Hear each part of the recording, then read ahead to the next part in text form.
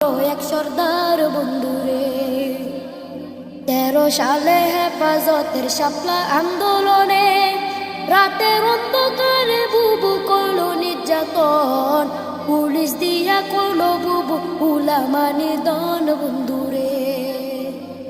গুলি বোমার সাথে মারলো গরম টিয়ার সে, হাজারো প্রেম কেড়ে নিল, কাউকে দিল জেল।